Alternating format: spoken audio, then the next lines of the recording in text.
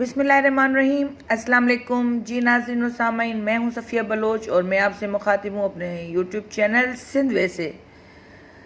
لا موجود الا ہو، خود پرستی اور نفس پرستی ہی دراصل بت پرستی ہے، اور اسی کو ترک کرنے کے بعد کہیں خدا پرستی کی منزل شروع ہوتی ہے۔ رابطے بتا دیتے ہیں کہ دل میں کتنی قدر ہے، ورنہ کہنے کو تو سبھی اپنے ہوتے ہیں۔ حدیث پاک میں ارشاد ہے کہ صدقہ کر کے اپنے اور اپنے رب کے درمیان تعلق پیدا کرو، تمہیں رزق دیا جائے گا، تمہاری مدد بھی کی جائے گی اور تمہارے نقصان کی تلافی بھی کی جائے گی۔ جب انسان اندر سے مر جاتا ہے تو وہ حد سے زیادہ خوش اخلاق ہو جاتا ہے۔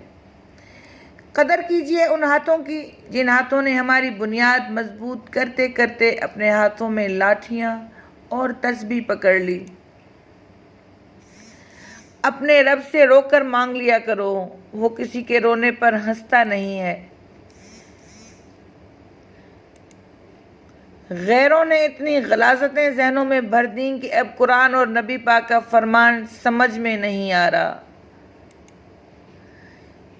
کسی نے مولانا جلال الدین رومی سے پوچھا، دنیا کیا ہے؟ فرمایا، ہر وہ چیز دنیا ہے جو تمہیں اللہ سے دور کر دے۔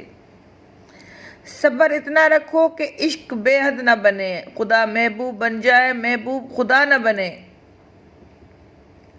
دنیا میں کچھ حادثے ایسے ہوتے ہیں جو سمجھا دیتے ہیں کہ ماں باپ کے سوا کوئی مخلص نہیں ہوتا۔ پیسہ انسان کو اوپر لے جا سکتا ہے، لیکن انسان پیسہ اوپر نہیں لے جا سکتا۔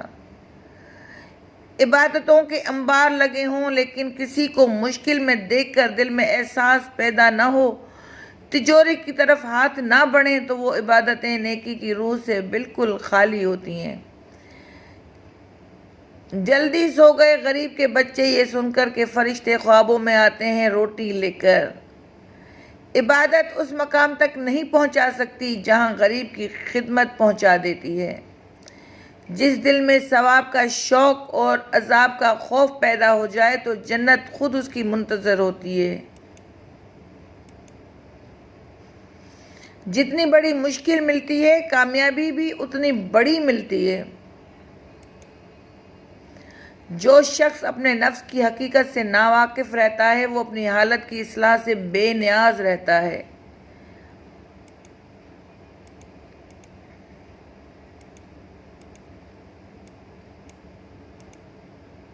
معافی تو غلطیوں کی ہوا کرتی ہے، زیادتیوں کا تو مکافات عمل ہوتا ہے۔ نماز بوجھ نہیں بلکہ آپ کے بوجھ کو ہلکا کرنے کے لیے ہے۔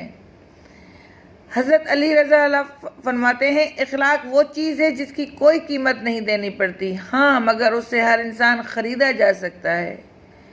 جب تمہیں خوشیاں ملنے لگیں تو 3 چیزیں کبھی مت بھولنا: اللہ کو، اللہ کی مخلوق کو اور اپنی اوقات کو۔ کچھ تکلیفیں ہمارا امتحان لینے نہیں بلکہ اپنے ساتھ جڑے لوگوں کی پہچان کروانے آتی ہیں۔ اطمینان اگر دولت میں ہوتا تو سکون کبھی سجدے میں نہ ہوتا۔